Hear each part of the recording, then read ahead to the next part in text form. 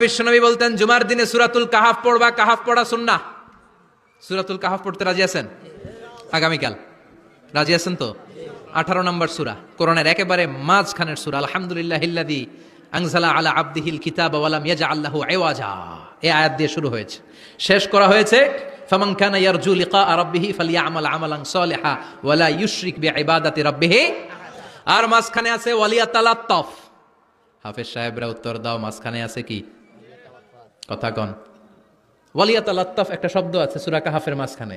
কোরআনের সব জায়গায় এক ফন্টে আয়াতগুলো লেখা, কিন্তু ওয়ালিয়াতালাত্তাফ মোটা করে লেখা আছে না? ডবল ফন্টে লেখা, মোটা, কারণ এটা কোরআনের একেবারে মাঝখানে অবস্থিত এই শব্দটা ওয়ালিয়াতালাত্তাফ। এর আগে যত শব্দ এর পরে তত শব্দ, এর আগে যত কোরআনের অক্ষর এর পরে তত অক্ষর। সুবহানাল্লাহ বাড়িতে গিয়া বিশ্বনবী বললেন সূরাতুল কাহাফ যে তেলাওয়াত করবে ইয়াকুনু লাহু নূর, এই সূরাতুল কাহাফ কিয়ামতের দিন তার সামনে বিশাল একটা আলো হয়ে আসবে। এই আলো দিয়ে পুলসিরাত পার হয়ে ওই বান্দা জান্নাতের ভেতরে ঢুকে যাবে।